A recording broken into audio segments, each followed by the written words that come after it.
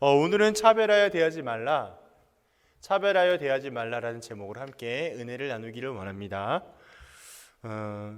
야고보서 1장의 마지막 단락에서 신앙생활의 기초로서 말씀 안에 거하는 생활의 겉면을 주었습니다.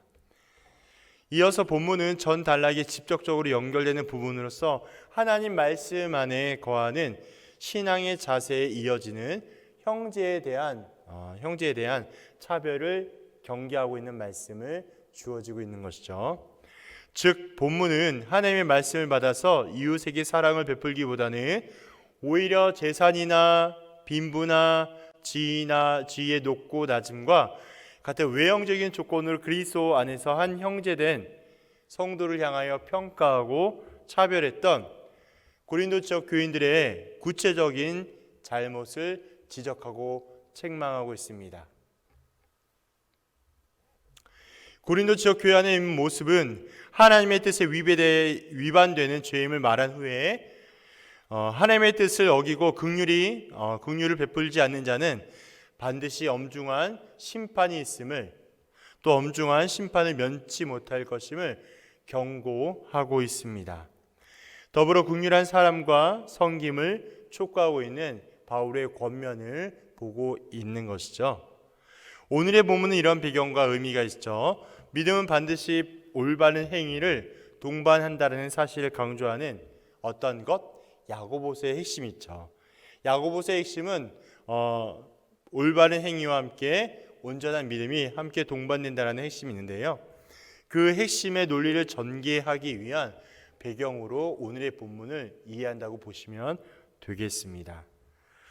한편 야고보는 여기서 성도의 형제를 차별해서 안 되는 몇 가지 이유를 제안하고 있습니다. 우리가 오늘 읽었던 말씀처럼 그 이유를 좀 함께 찾아보고자 하는데요. 1절에 보니까 이런 말씀이 있습니다.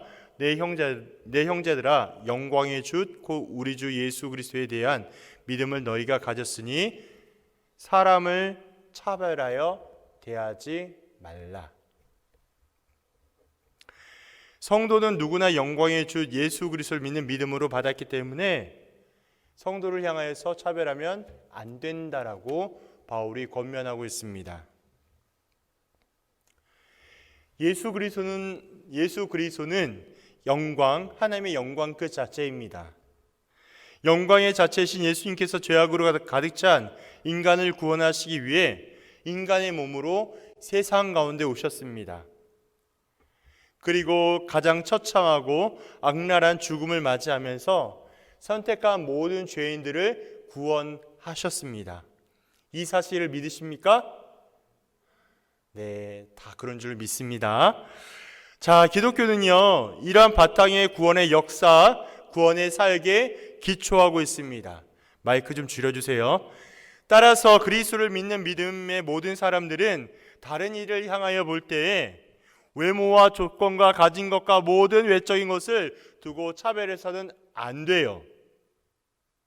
사람을 외모와 조건으로 판단하는 것은 예수의 십자가와 부활과 구원 사역을 멸시하는 것이고, 죄인을 위하여 비천한 자기까지 낮아지신 예수 그리스도 자체를 부정하는 것과 똑같습니다.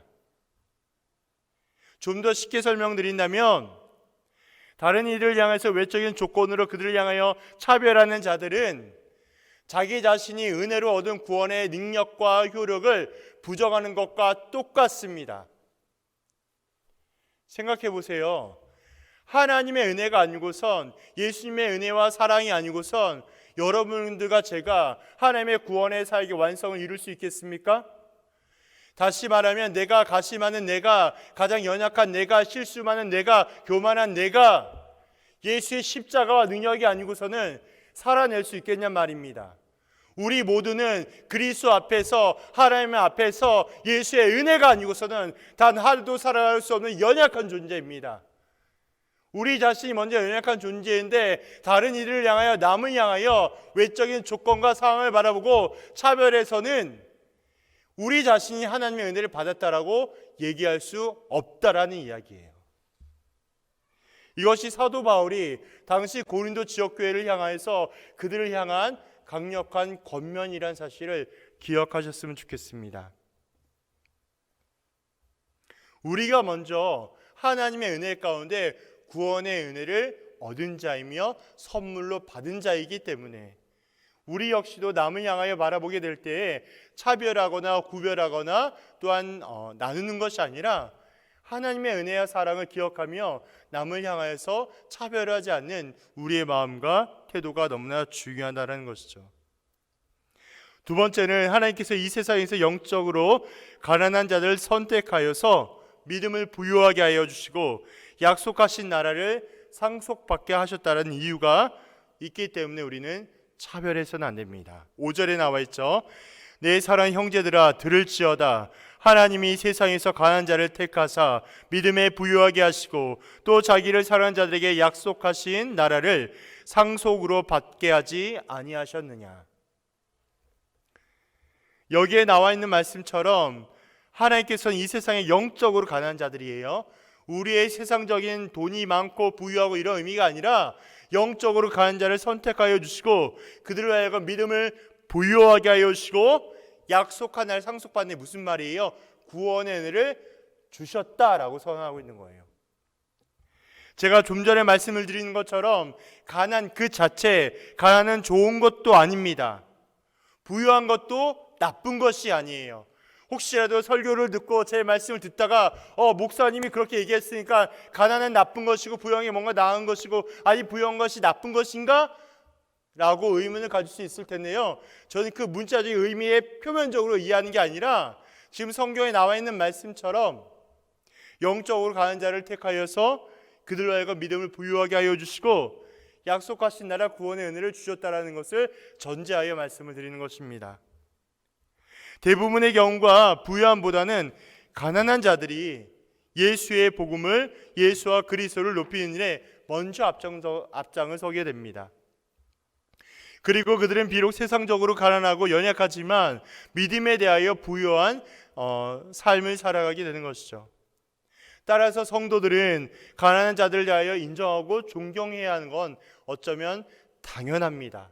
차별하는 것이 아니라 그들을 향해서 아낌없이 바라봐주고 인정하며 세워주는 것이 당연한 것이에요. 어찌 보면 부유한 자가 하나님 앞에 더 멀어지거나 교만하거나 없이 살아가는 건 당연한 행동일지 모르겠습니다. 왜 그럴까요? 부족함이 없기 때문에 그렇습니다. 연약함이 없기 때문에 세상 그 무엇보다도 세상에서 주어진 모든 요소들 때문에 하나님이 없어도 충분히 살아갈 수 있다는 그 자신감 때문에 살아가는 게 당연할지도 모르겠습니다. 그래서 세상 가운데 믿음의 강한 자들을 바라보게 되면 약하고 부족하고 가난한 자들이 어쩌면 그들을 부유한 자들보다 더 다른 모습을 살아가고 있는지도 모르겠습니다. 그러나 교회 안의 모습은 어떠합니까? 세상에 있는 모습보다 세상에 가진 자보다 세상의 높은 자들보다 교회 안에 있는 여전한 모습들은 부족하고 가난하고 모자라면 차별하고 구분짓고 구별하죠. 멸시합니다. 이렇게 가난한 자를 인정하고 존경해야 하는 이유가 그 뜻은 우리 모두 다 예수 그리스도를 믿음으로 말미암아 구원의 은혜를 얻었기 때문에 그렇습니다. 구원의 은혜가 작동되지 아니하고선 우리의 모든 신앙생활의 이유와 근거와 원인을 알 수가 없습니다. 도무지 해결이 안 되고 도무지 받아들일 수가 없습니다.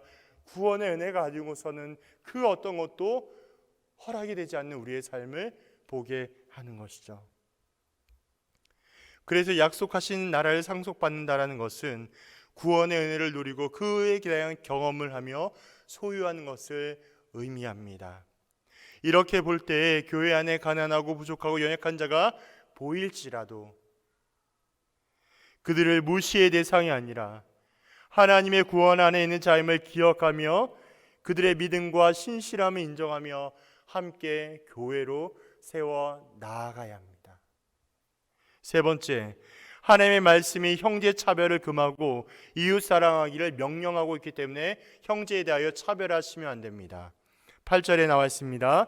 너희가 만일 성경에 기록된 대로 내 이웃을 사랑하기를 내 몸과 같이 하라 하신 최고의 법을 잘하는 것이거니와. 여기서 말하는 성경이 무엇을 의미하겠습니까? 여기서 말하고 있는 성경은 구약 성경을 가르치고 있습니다. 무엇일까요? 레위기 19장 18절을 인용한 말씀이 지금의 말씀입니다. 최고의 법이 무엇일까요? 왕의 법을 상징해요. 왕의 법. 당시의 로마 황제의 사회로서 지내된 의회 안에서 제정된 법을 뜻하고 있습니다. 무엇을 의미할까요?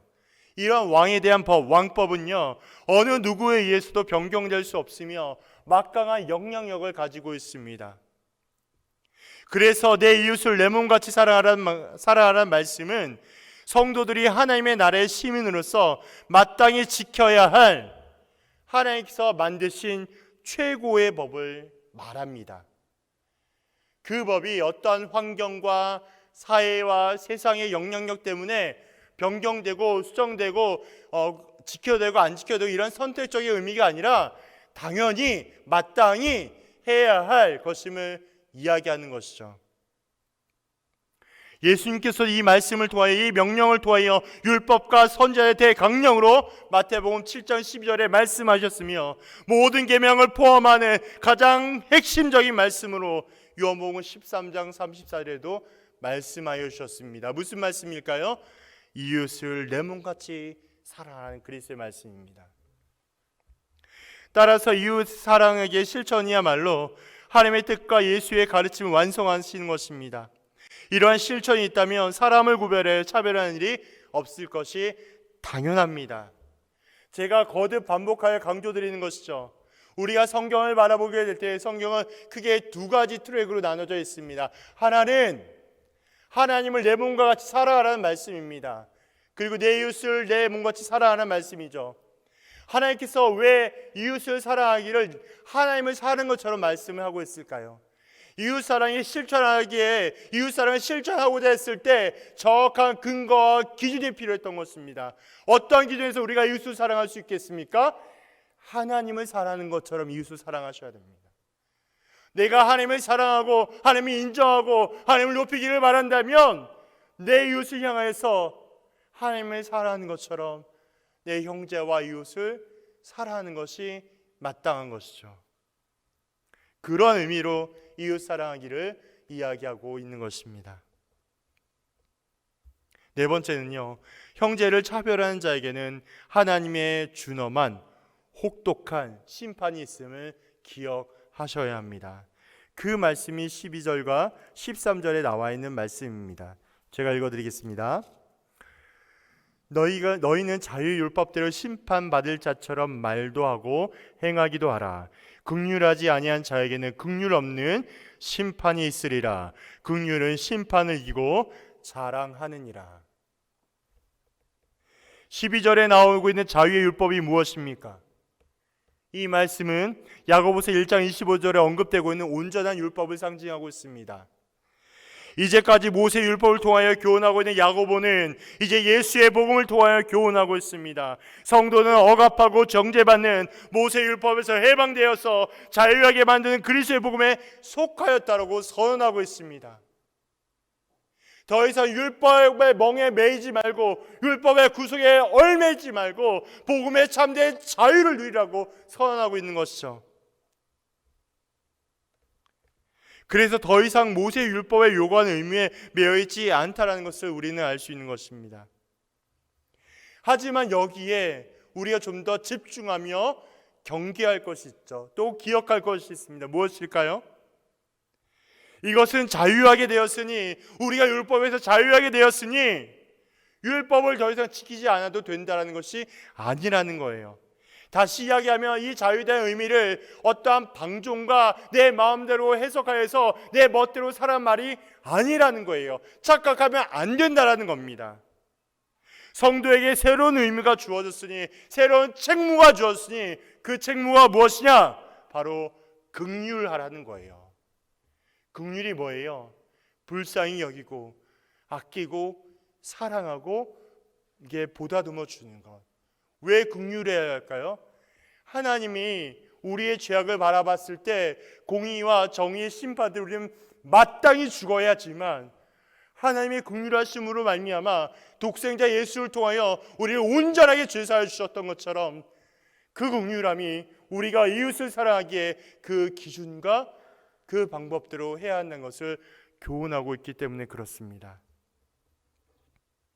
즉 성도는 하나님의 긍휼함으로 구원의 은혜를 얻었고 그 긍휼의 은혜를 기억하며 그 은혜를 실천해야 합니다. 물론 이것은 강제적인 조항이라고 할 수 없겠습니다. 어디까지나 자발적인 차도를 유도합니다. 하지만 성도는 긍휼함으로 자신이 하나님의 복음 아래에 속해야 했다는 것을 증명해 내셔야 해요. 제가 늘 끊임없이 이야기하죠. 자기의 믿음과 신앙과 어떤 모든 것이 있다면 그 믿음과 신앙을 삶의 자리에서 증명해 내셔야 해요. 그것이 바로 실천적인 그리스도인이라는 거예요. 우리가 말과 혀로만 살아가지 말고 진실한 행함으로 그 사랑을 보이고 증명하는 것처럼 우리의 삶의 복음의 영향력이 우리의 모습에 그 안에 담겨져 있어야 한다는 사실입니다. 그렇게 할 때 비로소 복음을 따라 심판을 받아 온전한 구원에 이르게 한다는 사실을 기억하시기를 바랍니다. 반대로 긍휼이 없다면 율법의 가장 작은 부분을 어긴 것에 대하여서도 변명한 어떠한 자유나 권리가 없이 우리 모두는 율법의 기준 아래 준엄한 심판을 기다려야 합니다. 무엇을 말씀하겠습니까? 우리가 율법의 잣대 우리의 상황을 바라보게 되면 우리에게 은혜가 없고 사랑이 없고 오직 죽음뿐인 지옥밖에 없습니다. 우리는 천국에 갈 수가 없어요. 하나님의 은혜와 사랑이 작동하지 아니하면 우리는 도무지 우리의 어떠함으로도 천국에 갈 수 없는 전혀 무가치한 존재, 전혀 소망 없는 존재, 전혀 가치 없는 사람이 바로 우리 인간이라는 사실을 기억하셔야 합니다. 따라서 신자는 하나님의 심판을 두려워하지 않으며 이 은혜를 누리게 될 때에 기쁨으로 할 수 있습니다. 오늘의 본문을 통하여 우리에게 주시는 교훈이 무엇이겠습니까? 첫 번째는 교회 공동체 안에서 우리 청년부 안에서 다른 이들을 향한 어떠한 차별과 판단을 해서는 안 됩니다. 다시 한번 권면드립니다. 예수 그리스도의 이름으로 권면드립니다. 청년부 안에서 교회 안에서 남을 향하여 어떠한 판단과 차별을 해서는 안 됩니다. 만약 청년부가 다른 사람을 향해 외적인 조건과 상황을 두고 차별하게 된다면 이걸 우리가 교회라고 말을 할 수 있겠습니까? 제가 지금까지 설명하고 설교한 내용처럼 우리가 하나님의 은혜와 사랑을 기억하고 하나님의 은혜와 사랑 가운데 우리가 그 은혜를 얻고 누린 자인데 이 누린 자 우리가 은혜와 사랑 없이 다른 이를 향해서 판단하고 정죄하고 구별하게 된다면 우리가 주님의 은혜 가운데 교회라고 말을 할 수 있겠습니까? 그렇게 된다면 우리는 생명력을 잃고 급기야 하나님과 상관없는 세상의 단체와 모임으로 전락됩니다. 변질될 거예요. 이런 모습 어디에 있을까요? 세상에서나 바라보고 있는 황금 맞는주의, 배금주의, 돈이면 다 되는 세상, 이런 세상과 우리가 별다를 것이 없다라는 것입니다. 이러한 내용들이, 이러한 사상들이 교회 안에 교묘하게 들어와서 교회의 거룩성과 경건함을 무너뜨리고 하나님 앞에 온전히 세워져야 할 교회가 더욱더 힘들고 어렵게 합니다. 그래서 우리는 이런 사실을 기억하면서 경계하고 예민하게 받아들이며 주님 안에서 사랑과 은혜로 견고히 세워져 나아가야 할 것입니다. 두 번째, 하나님께서 성도로 부르실 때 세상에 대해 가난한 자들을 택하여 부르셨다는 사실이 있습니다. 이것은 성도는 마땅히 세상에 속한 것에 대하여서 욕심을 버려야 한다는 사실이에요. 제가 아까 말씀을 드렸던 것처럼 가난한 자를 택하여 부르셨다는 것 그 자체가 어떠한 부유함과 내가 없는 가난함의 어떤 의미로서의 두는 것이 아니라 우리가 세상 가운데 살아가게 될 때 세상을 향한 우리의 욕심을 버려야 한다는 것을 말씀드리고 있습니다. 그리고 거룩과 경건한 것에 집중하며 사모하셔야 해요. 하나님께서 주신 거룩한 은사를 사모해야 함을 보여주셔야 주는 것입니다. 따라서 이러한 성도의 모임인 교회, 이러한 성도의 모임인 청년부는 세상 안에서 이러한 교회가 살아가는 것 때문에 차별하고 분쟁을 일으키는 것이 마치 교회 안에서 자기의 본분을 완전히 망각하며 죄의 길로 갈 수 있다는 것을 기억해야 합니다. 끊임없이 우리는 우리의 모습과 우리의 상황을 통해서 하나님께서 원하시고 기뻐하시는 자리인지, 하나님께서 요구하시고 바라시는 모습인지를 끊임없이 점검하고 노력해야 한다는 것이죠. 그래서 하나님께서 성도로 부르실 때 세상에 대하여 강한 자를 택하여 부르셨다는 사실을 기억하게 될 때에 우리는 이 세상의 것을 집중하며 소망하는 것이 아니라 오직 거룩과 경건한 것에 사모하며 믿음으로 그 길을 걸어 나아가야 되겠습니다. 한 가지 제가 더 좀 정리해 보았습니다. 적용점인데요. 오늘의 본문을 통하여 우리는 어떻게 살아갈 수 있겠습니까? 어떠한 실천 사항을 가질 수 있겠습니까? 비슷한 맥락이지만 이렇게 정리해 보았습니다. 비판과 정죄하지 않고 다름을 인정하겠습니다. 비판과 정죄하지 않고 다름을 인정하겠습니다. 흔히 착각하죠. 어떤 착각을 할까요? 다른 것이 틀렸다고 착각합니다. 맞습니까? 우리 청년부는 아니라고 믿고 싶습니다만은 많은 교회와 많은 청년부에서 보여지는 모습 가운데 다름이 틀렸다라고 착각을 많이 합니다. 내가 가지고 있는 경험과 지식만이 절대적이라 여겨서 내가 생각하는 것과 다른 내용, 다름이 들어올 경우에 배척하거나 구분되어 잘못되었다라고 아예 규정 지어버립니다. 그것이 확대되고 확장되면 어떤 모습까지 갈까요? 끼리끼리의 모습으로 나아가요. 그래서 우리가 아니고 내 뜻과 내 상황이 아니라면 전혀 새로운 사람이 함께 할 수 없는 어려운 지경에까지 공동체의 모습이 나아갑니다. 무엇이 문제이겠습니까? 어떠한 것을 우리가 점검하며 살아가야 되겠습니까? 우리는 이런 상황 가운데 끊임없이 기억해야 됩니다. 늘 잊지 말아야 해요. 뭘 잊지 말아야 하냐? 세상 누구보다도 하나님의 진노와 공의 기준에서 가장 극악한 형벌을 받아야 할 죄인이 바로 우리였다는 사실을 잊지 마셔야 해요. 하나님의 준엄한 심판의 기준 앞에서 가장 먼저 판단받을 사람이 바로 나였다는 사실을 잊으시면 안 됩니다. 그래서 하나님께 말로 닿을 수 없는 은혜를 얻었기 때문에, 하나님께 은혜를 얻었기 때문에 그 은혜 때문에 다른 이를 향하여 바라보고 이해하게 될 때에 은혜와 사랑으로 받아주셔야 합니다. 관계 안에서, 공동체 안에서 다름을 발견할 때 평생토록 서로 다르게 살아왔고 다른 환경 때문에 다른 생각과 다른 가치관이 모든 것이 서로 다르게 자라왔습니다. 다른 의견을 가지고 다른 생각을 말하는 것은 어쩌면 당연한 거예요. 이때 중요한 것은 무조건 다른 것을 받아들이라는 말이 아닙니다.